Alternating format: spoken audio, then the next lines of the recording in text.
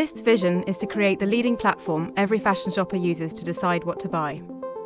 We seek to provide our customer with an amazing experience, whatever her shopping mission. The problems we need to solve for her are complex and change quickly. As such, our work environment is highly dynamic and highly complex. So, we believe that the best way to execute our work in our environment is through small, multidisciplinary squads formed around specific missions. These squads form part of a larger organisational structure made up of tribes and nations. So what does this look like in reality? Let's start with our organisational structure. The foundation to our organisational structure is small, multidisciplinary squads working together to complete a given mission or achieve a specific objective. The group working in the squad is small by design to optimise communication and to allow them to operate in a fast, iterative, and agile manner. Our general rule of thumb is that 2 medium pizzas should be enough to fuel them. To be effective, squads need to be autonomous and operate with as few dependencies as possible, so they require end-to-end capabilities and resources to be self-sufficient. This means that the squads are multidisciplinary in nature, with squad members belonging to different chapters in the organisation, such as engineering, product and marketing. There's more on this to come. The composition of the squad may be fluid to adapt to our changing needs as an organisation. Therefore, people may move frequently between squads. Each squad is always led by a squad lead, often supported by a squad tech lead. The benefits of forming squads at Lyst are huge, but the ones that stand out for us are improved speed and flexibility, increased motivation, and greater focus. Now you've been introduced to the world of squads at Lyst, we can take a plunge into the next element of our organisational structure: tribes. A tribe is a group of squads which share an overarching greater mission and purpose, which could not be achieved by individual squads. A tribe is led by a tribe lead, supported by a tribe engineering lead. Where necessary in the organisation, some tribes are grouped together to create a nation. This is because they are focused on a collective mission. Each tribe within the nation shares an overarching mission and strategy which could not be achieved at an individual tribe level. The nation owns the roadmap and objectives which drive each tribe's mission, and subsequently squad missions. This group is led by the nation lead, supported by the nation engineering lead. So, let's bring this all together for you. An example of a squad in our structure is partner growth. Their mission is to acquire relevant and accurate assortment at the right size and right price, and to develop and monetize partners positively and profitably. This squad forms part of the supply tribe, whose mission is to add new supply for our customers. The supply tribe then forms part of the Flagship Nation, whose overarching mission is to grow our search product. Simple, right?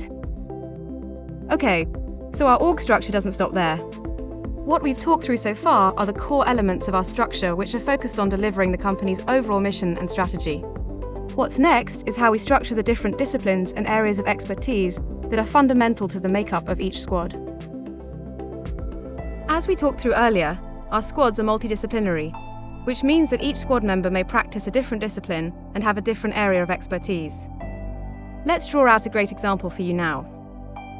A squad includes 3 engineers, a product manager, product designer, and 2 marketing executives. They are all led by the product manager, who is also the squad lead. Although they are all collectively focused on delivering the squad mission, they belong to different chapters in the organisation. A chapter describes the area of expertise each individual specialises in. For example, product, engineering, or finance. Each individual's hierarchical reporting line belongs to their specific chapter, so they can receive effective management, coaching, and career development. Due to this structure, some individuals may sit in one squad and receive direction and leadership from their squad lead, but report into their chapter line manager, who operates in an entirely different squad. We like to consider a chapter as being an individual's home, where it's expected that they have a long-term and stable relationship with their line manager and chapter, as opposed to the potentially interchangeable and fluid nature of the squad they work in. Chapters are essential for fostering discipline best practice, for mitigating any potential silos from forming, and for owning knowledge, processes, services, and systems relating to that discipline.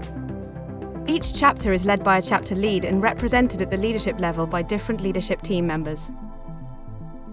We also have sub-chapters at Lyst when there is an organisational requirement for them to exist. A sub-chapter is a group of chapter members who practice the same specialist discipline across the organisation. This is usually a subset of a particular chapter. For example, communications is a subchapter of marketing, and data science is a subchapter of engineering. We form these subchapters when there is a particular need to develop and follow best practice in relation to a specific specialism across the organisation.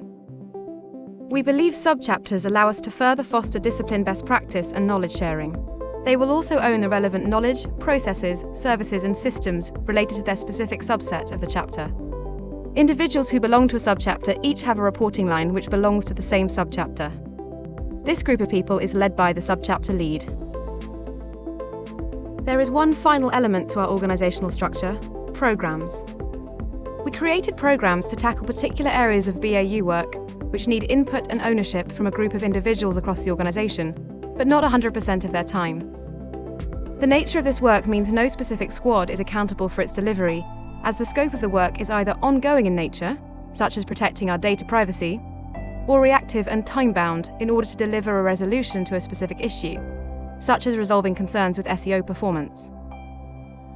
To make a program productive, it requires involvement from individuals across multiple chapters. The level of involvement from each individual in a program will be established by our CXO, who will consider the capacity the individual has to support the program. We anticipate that this won't exceed 20% of the overall work volume for this individual. A program is led by the program lead. Let's recap on what we've covered so far. The foundation of our organisational structure is small, multidisciplinary squads working together to complete a given mission or achieve a specific objective. These squads form part of a tribe, which share an overarching greater mission and purpose. These tribes then come together to form a nation, which is focused on a collective mission and strategy. This structure allows us to execute our work in a highly dynamic and highly complex environment to drive impact and deliver the company's mission. Every individual then belongs to a chapter, and at times subchapter, which describes their area of expertise. Belonging to a chapter or subchapter means they will receive management, coaching, and career development relevant to their discipline.